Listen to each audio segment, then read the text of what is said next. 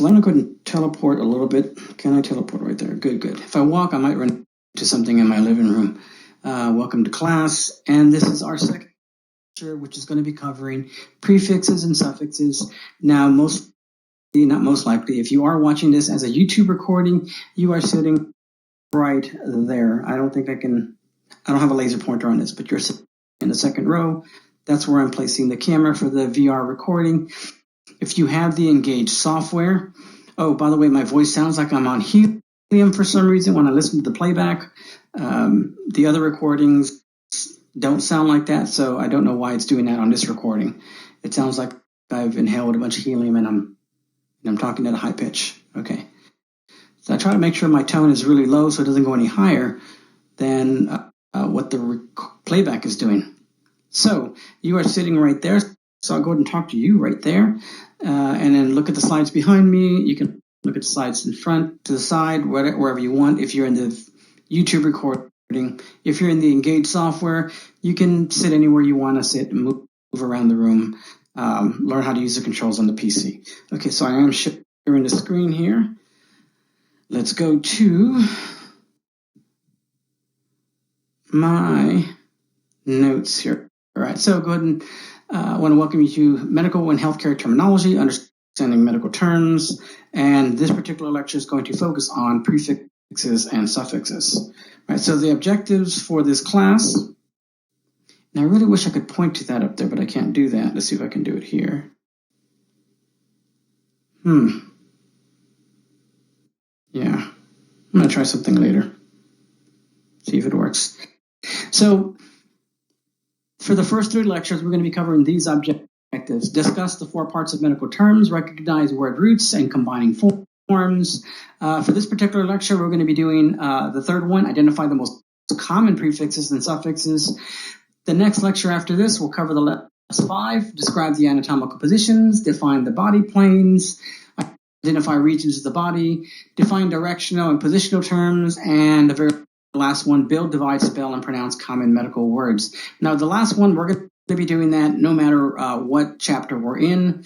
And as we get into the biological systems of the body, we are going to be combining these together. But today, we're actually going to learn how to identify prefixes, suffixes, and do a little bit of word building. Okay.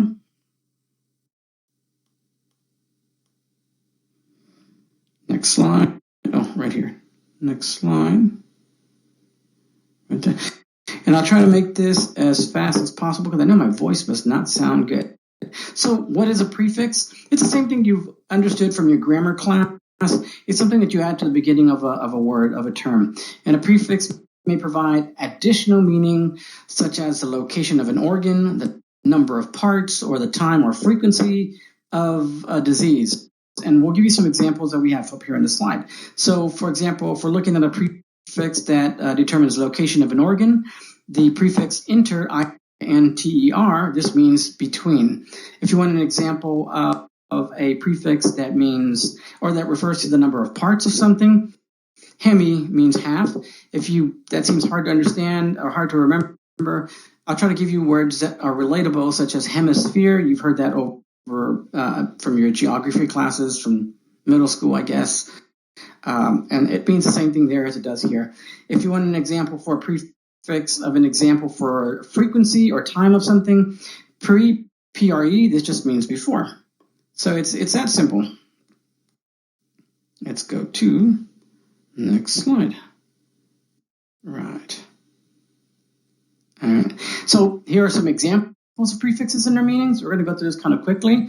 AB means away from. Think of the word abduct when you abduct something. That also refers to muscle movement when you abduct muscles. ANTE, ante. I say it with a Spanish accent, ante. This means before or forward. So just think of the word antes if you speak Spanish. If you speak Italian, French, or a little bit of Portuguese, these are very, very similar. Or if you speak Latin, ante.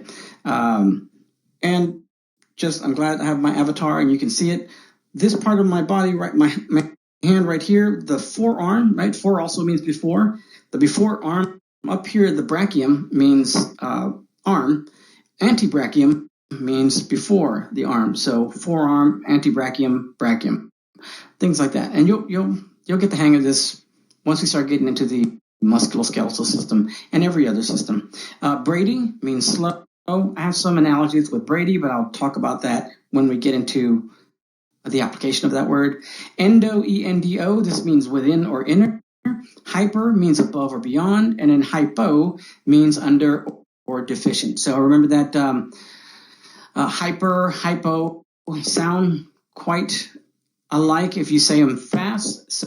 So you have to be very clear on how you spell these words and how you pronounce these words when you're in the medical field. Okay, next slide. Next group of prefixes, infra, I-N-F-R-A. This means beneath or below. Inter means among or between.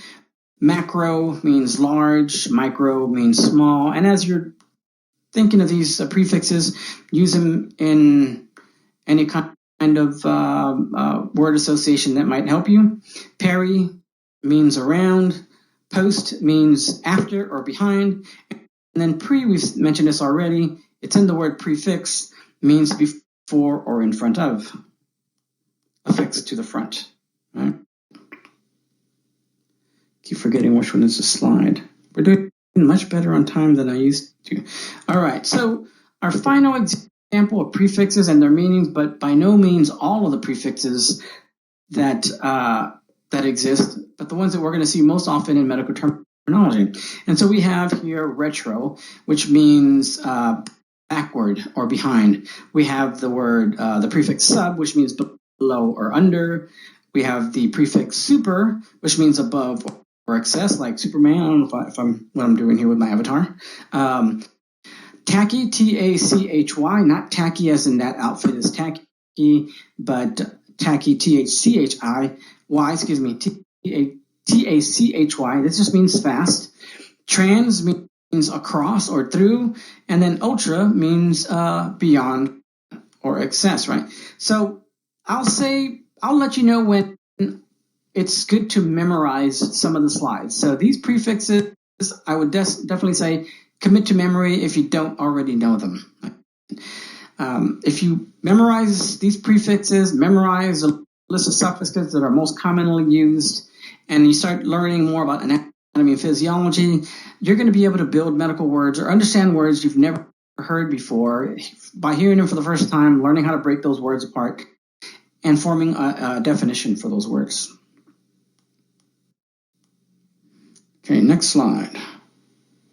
I'll try to make these as quick as possible. By the way, these lectures are also available on those SCORMs. If you go to your Canvas course and to the left-hand pane, go down to the bottom, it'll say SCORMS. You can click on those and watch this on a 2D screen without being in a three-dimensional screen. So if being in a three-dimensional environment and a virtual environment gets you a little dizzy, because some people do get motion sickness, and I'm telling you this is the second lecture instead of the first one, by all means, you can watch this on a 2D screen. You can also watch this on your computer on a 2D screen. You don't have to actually be in a VR headset, but if you want to just remove all distraction, sit in the library somewhere, get a headset, turn on the YouTube video, put a headset on and a set of headphones, you can be in this classroom. In the video recording, like I said, you'll be sitting in the second row, first chair. If you're in the Engage software, you'll be able to scroll around and move around with your mouse and so forth. Even on your mobile device, on your phone, if you use the Engage software on your phone, you'll be able to move around and scroll around. But for right now, you'll have to do those while we are in the live lectures, because I don't have a server to upload these programs so you can access them through a server. I'll talk to the college and see if they can do that. So when you click on the link, it'll sideload these, and you can actually participate in these rooms through VR. Otherwise, we'll have to do them in live sessions where you'll be in the live session with me. I have to be in the session for you to be in the session so that you can actually interact in the environment. Okay, so let's keep going.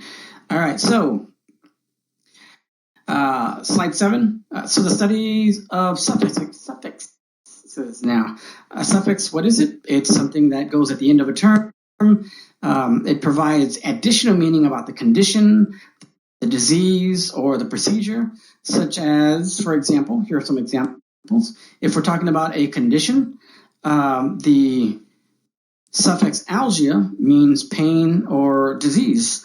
It means pain. The next disease is, if we're talking about disease as a suffix, itis is an example, and that means inflammation. So carditis, if you know cardi means heart. The word carditis means inflammation of the heart. Pancreatitis, that just means inflammation of the pancreas. What's a good one? Hepatitis, mostly because of alcoholics.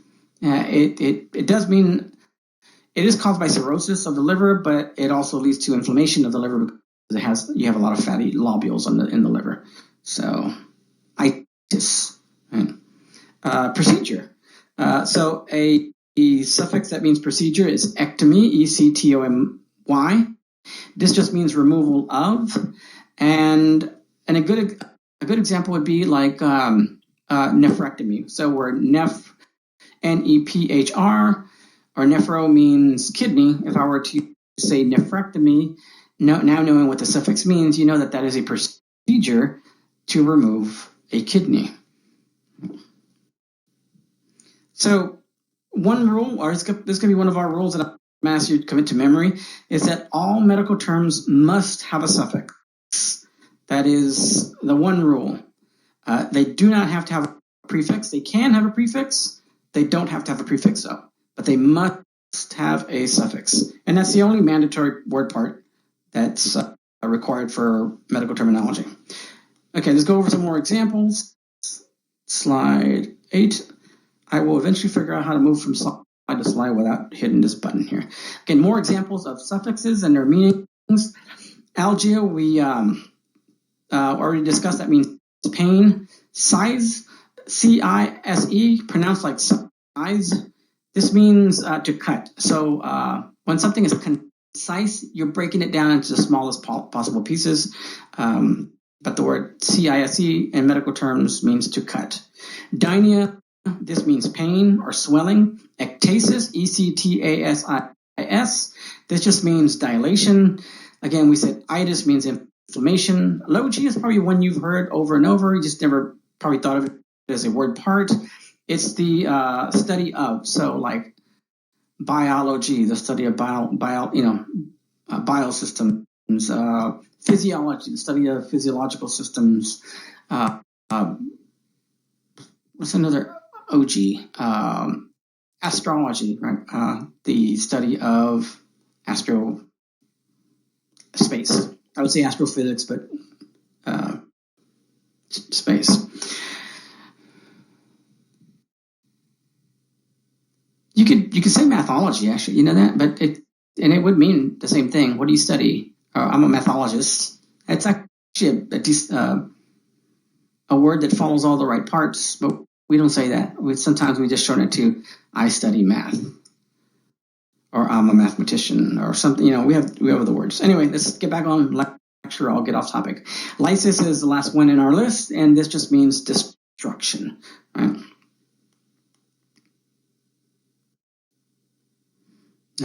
Slide 9. Did I get there? Sure did. All right, so I can see everything up here. Here are just a few more examples of suffixes and their meanings. We have megaly, and this just means enlargement or large. Oma, this refers to tumors. Osis, this means condition, usually an abnormal condition. Pathy, this means disease, P-A-T-H-Y, pathy. Rhea, this means discharge or flow. So if diarrhea helps you remember this, think diarrhea. Sclerosis means hardening. So like atherosclerosis means hardening of the arteries. That's arterial sclerosis, sorry. Arterial sclerosis means hardening of the arteries. Stenosis, you can have arterial stenosis as well. That means narrowing of the arteries. So stenosis means narrowing of. Taxis, think of like a taxi. It means movement So maybe that does help you. And then the last one, trophy, means growth. T-R-O-P-H-Y, growth. There's a prefix. If we put a prefix in front of this suffix, atrophy, and that means not growing, without growth. Right? So I think that is an example of a word with a prefix and a suffix, but no word root. But notice that it still follows the one rule that is mandatory, is that you do need a word suffix. I was about to say word root. All right. But you need a suffix. So atrophy has a prefix, suffix, but no word root. And it just means not growing. All right. That's we're doing good on time. Got to be very careful here. All right. So suffix, right? So what is a suffix used for? It's used to convert a word root into an adjective. This is one of the things that we can do with suffixes. Then that'll make a complete word. So we have what are called adjective suffixes, and they typically mean pertaining to. And we can look at an example of how this new adjective suffix can be used to modify another word. See if I can get to my next slide. Right there. All right. So let's say we want to state that a patient has an ulcer in their stomach.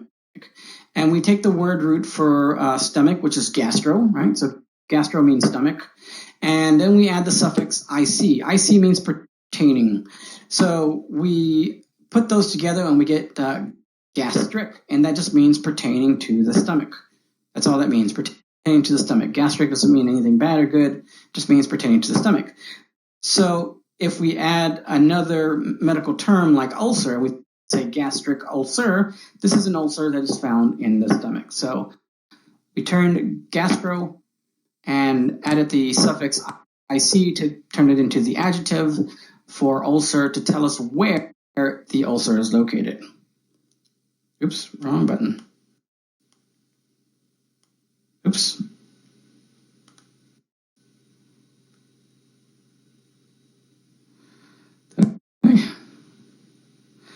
I was doing so good. There we go. That's the one for the slides right there and right here. Okay, let's keep going. So suffixes also refer to procedures. They refer to diagnosis, surgeries, and let's go over some examples of how we use this. So the word centesis, right? This means surgical puncture to remove fluid. You may have heard of amniocentesis, and I'm so glad I redid this lecture. So amniotic fluid, right? So whenever there's a puncture to pull out amniotic fluid to test the environment in which the baby is growing, that is the procedure for that. So we have fluids all over our body, and if the word ends in centesis, that means that you're actually draining or you're removing fluid from whatever location that is, right? Ectomy, we've mentioned this already. It means to cut out or surgically remove. Gram doesn't mean the same thing it does like in your chemistry and your physics class, where it's a measure of mass. Gram here means a picture or a recording. And we have meter, M-E-T-E-R. Again, unlike let's say your physics class where you're looking at a length of measurement, a unit of length. Meter here is referring to an instrument, and an instrument is used for measuring something in the physiological environment. And the last one is ostomy. And ostomy just means to surgically open, right? Ostomy, surgically open. Oops, I did it again. All right, ready? Next slide. I'm trying to make these as quick as possible so that I don't make these lectures longer and you have to sit and view me moving around like this if you miss this lecture. So these lectures, my notes are the exact same thing that are on my slides. on those SCORMs. So if you're late, if you're missing something, I'm not going to repeat it. You can just go through any of the any of the alternatives, but the alternatives are not a substitute for the primary way of us conducting class, so I do need you in class. So let's continue moving on with, we finished off with ostomy in the last slide, which means surgically open. And then we move to the next one, which is on this slide, otomy. We just removed the S, and this means cutting into. So otomy, cutting into, ostomy, surgical opening. So think of a tracheotomy and a tracheostomy. A tracheotomy is to cut into. A tracheostomy is that artificial opening that's created surgically so that the patient can breathe. They both are kind of doing the same thing, but when you're doing an emergency tracheotomy, you're actually cutting something like out in the field if you're ex-military to create an artificial opening. But a doctor creates this port, which is an ostomy, so that the patient can actually breathe through that tube. Otomy, ostomy, right? Just one letter changes, makes a big difference. But you can't have one without the other. Okay, the next one is PEXI. PEXI means surgical fixation, and it just means surgically making something immobile so they can't move. Plasty, this means surgical reconstruction. So the medical word for nose is actually rhino, R-H, like a rhino. And if you're going to get a nose job, or if you have gotten a nose job, it's referred to as rhinoplasty. Reconstruction of the nose. If that doesn't help, if you work in construction, when you're doing plaster, you're reconstructing a wall, you're putting sheetrock, and you're plastering the edges together. Yeah, construction. All right. The next one is ROFI, and that just means to suture, medical suture. And then the last word on this slide is scope, and scope just means an instrument for viewing. There's lots of endoscopes, so the root word or the prefix to this will let you know what it's for. When we say endoscope, that just means any instrument that's used for viewing inside the body. It's a general term, but you can have scopes too, and I won't mention them by name. But depending on what area of the body you're looking at, there are different types of endoscopes to look inside that part of the body. We'll leave it like that. And we'll talk about it more in detail when we get to those chapters. And there are people who have to clean those devices and make sure they're sterile for the next patient, anything that goes inside the body. You don't want it just removed and then stuck in someone else. So...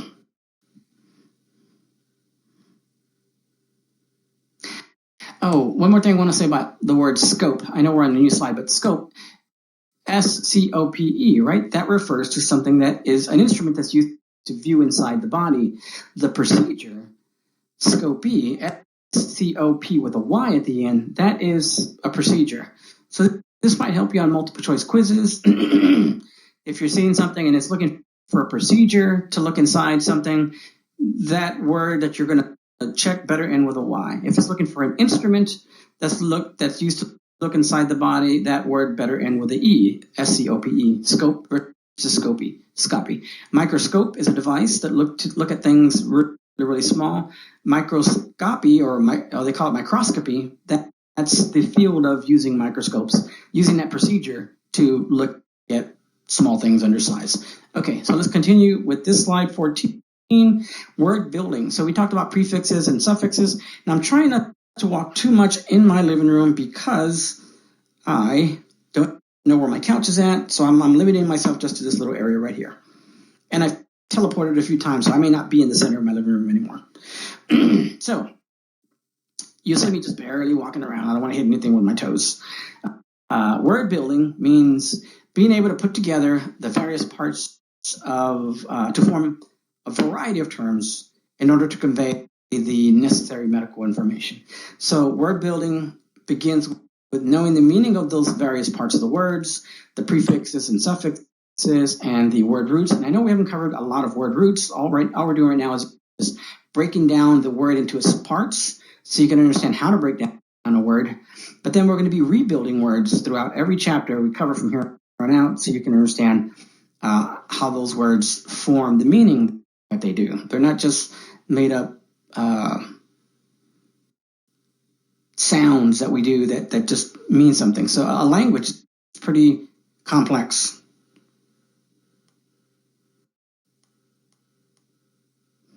And as I move to my next slide, I want to ask, is anyone here a Star Trek fan? The reason I ask is because they went into depth of creating entire new languages that don't exist, and these are linguists, people who follow all the rules of breaking down whole new types of sounds and languages.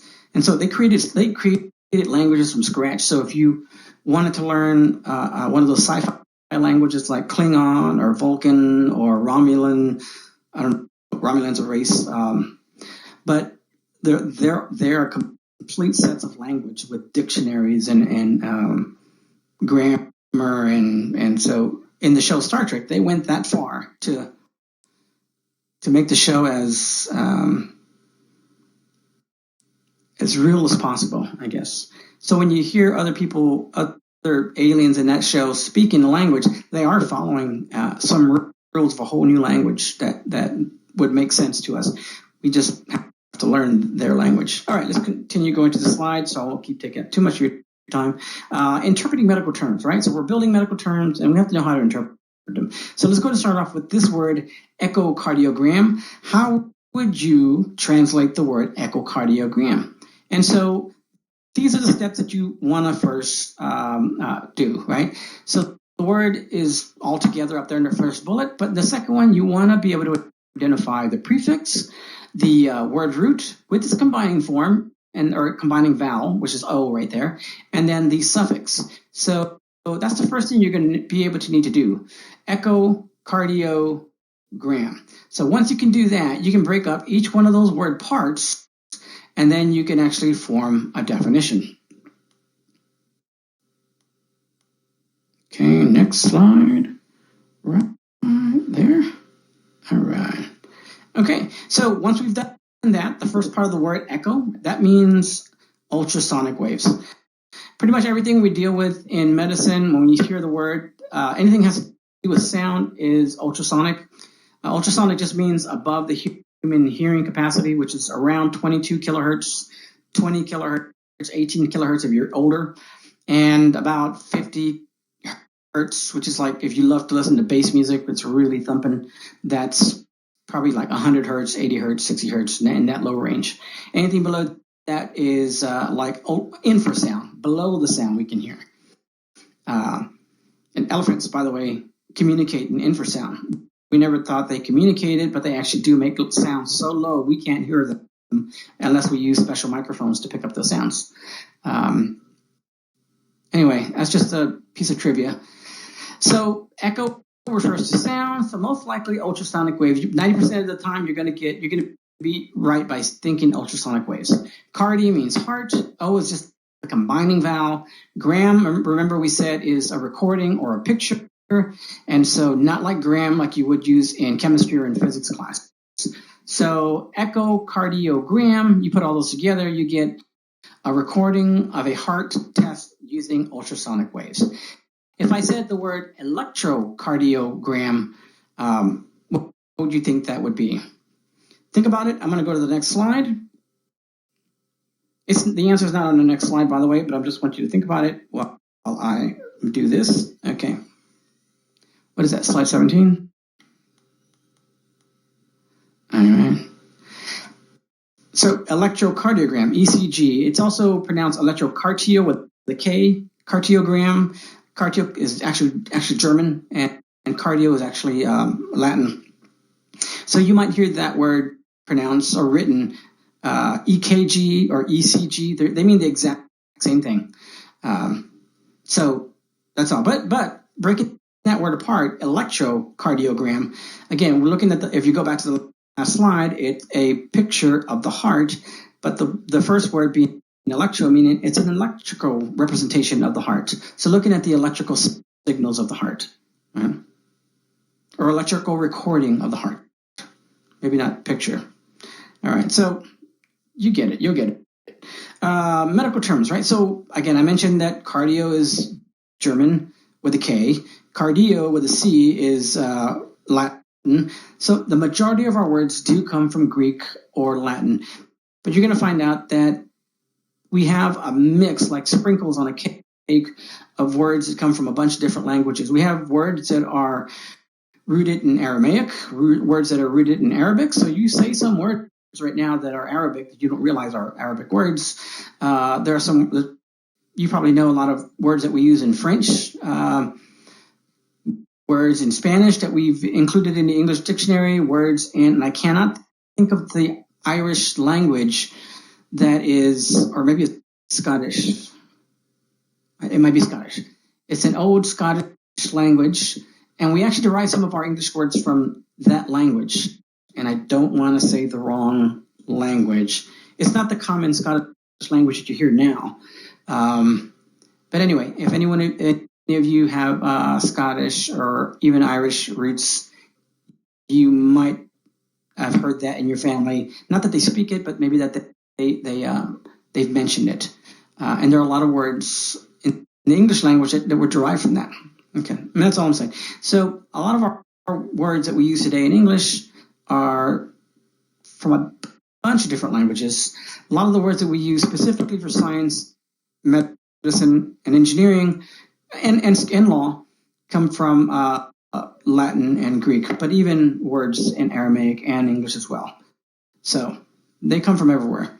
And there's a good reason why we stick with Latin and Greek as a root for most of our language, for most of these words. But we're here on this slide to talk about plurals. So if the word derives from Greek or Latin, we use their rules for creating plurals. If they derive from English and the words that English derived itself from, we follow the rules of English. So for example, we have the plural for the word bacterium. Bacterium is a single, I don't want to say bacteria. A bacterium is just that. It's a single cell, right? One cell on the microscope slide, you're watching it, and there's nothing else in there, maybe some debris. But if you have a lot of those bacterium, you don't say bacteriums with an S the way you would in English. You say you have bacteria on the slide, right? But if it's a word that was derived from any of the English lineage, which would be like the Anglo-Saxon lineage, then you would use those forms of the pluralism. So ventricle is an English-derived word. Ventricles, just adding an S to it, is the plural for that. Again, this is the general rule. There are plenty of exceptions in this language that we know of, but let's not go into that. Let's not complicate it any further. Let's keep it as simple as possible. Alrighty, almost done with the last slide. All right, now here are some general rules for plurals. I'm not going to go over all these, but again, this is a slide to memorize. The column to my left, if the word ends in any of these, A, AX, EX or IX, IS, MA, NX, ON, US, UMY, we have examples of the singular form and the plural form for those words. So let me pick just three. The first one, for example, if the word ends in A, and again, this is a word that's in the Greek and or Latin derivation, such as vertebra, the plural is vertebrae. Where it is another one. There's some that are very, very similar. So if it ends in IS, such as metastasis, which is a singular form, the plural form is metastasis. So some people may pronounce metastasis also as metastasis, but they actually mean metastasis. In this case, it's that A doesn't make that short sound. It makes a long sound. If you remember back from first grade or whatever that you learned that rule from, they can be easily mispronounced. This is one you probably know. Here we have ovum and ova, but that's not the reason I'm saying you know this. If you have, nucleus. I just jumped. We covered it on bacterium. US, nucleus, nuclei. Most of you, not most of you, every one of you should have a syllabus. And the entire class should have syllabi, right? Because you have multiple syllabi from all your other classes.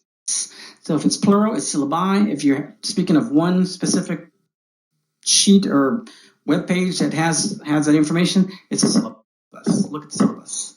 And as instructors, we have to keep all of our syllabi conform to certain standards. Yeah. Okay. Let's go to,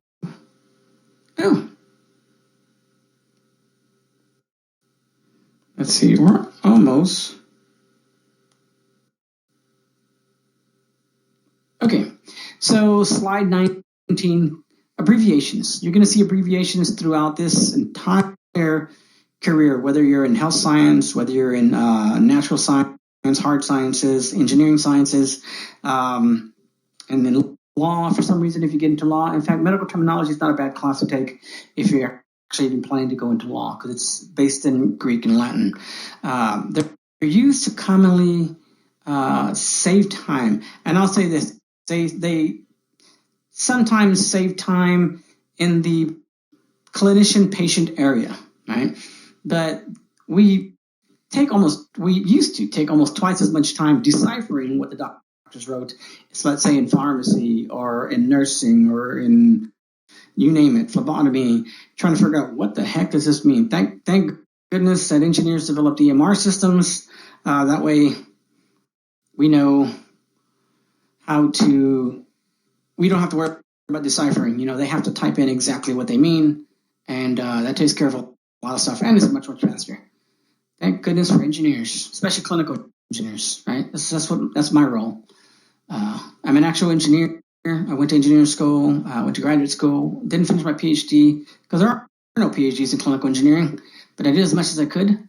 And my whole career, I'm just trying to see where I can apply technology to make the patient's life much better.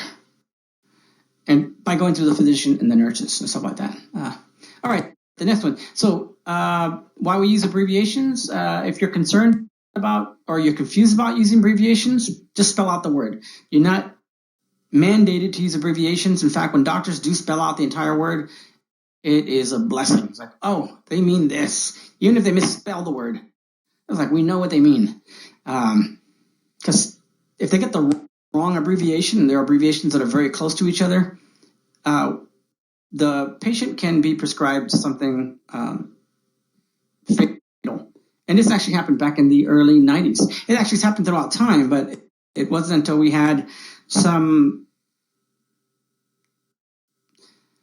people who were connected to some people in Congress that it happened to, and then laws went in immediately. I mean, like the following year, every pharmacy tech was forced really, because they couldn't continue their job unless they passed a certain certification exam. And it wasn't something they were going to roll out in 5 years. It was something like, yeah, we pass it next year. You got 6 months by the mid-year, everybody needs to get certified in this, and they did it fast. And a lot of people lost their jobs because they really didn't know what they were doing. All right, and then don't use your own personal abbreviations because you might be abbreviating something that actually means something else and is reserved for something else. There's an accreditation agency that goes through hospitals, and they actually look at abbreviations that are commonly used in hospitals, and they have a list that they mandate you cannot use because there's been so much confusion with some of these abbreviations that they've caused either mortalities, incidents, injuries to patients. And so it's a small list. And a small list, I mean maybe like 12 abbreviations out of all the abbreviations, but they're things that are very critical. And if you get this wrong or you misinterpret it as something else, it can cause a lot of harm to the patient. So I'll share those with you. If it grew, it may have grown to like 16 or 18 abbreviations. It's not a lot. But the hospital is required to keep track of any incident that may have happened due to misunderstanding abbreviations, and they have to self-report as well. Oh, that's it. We're in the last line. All right, so this is what we covered today. common prefixes, suffixes, word building. We looked at singular and plural endings. And this is my reference slide. You will all see my reference slide at the very end of every one of my lectures. And when you do your discussions, you are also going to be required to reference your information as well. I want to thank you very much for attending this VR lecture or watching this lecture on VR through YouTube. YouTube is the only place I know right now that'll actually render the entire 360 environment, so you can watch it on your headset, put it in one of those little cardboard boxes or those little plastic, boxes to get that full environment. And now when I record it in VR as an MP4 file through YouTube, you'll be sitting right there, because that's normally where I start off at, and I'll just record from that. So you'll be able to watch that and see me kind of like moving up here. Again, you've seen this in the first lecture. You'll see it again in the second lecture. The third lecture is going to be body planes, directional terms, positional terms, and again, some more word building. Right now, all we're doing is tearing down the medical words themselves, so you can get an idea of how they're structured. And as we get into each individual physiological system, we'll be applying prefixes, suffixes, word roots, so we can actually understand the terminology that's used within each one of those systems. All right. This is not an anatomy and physiology class. This is more just an understanding of the language of healthcare. Thank you very much for your time, and let me stop recording.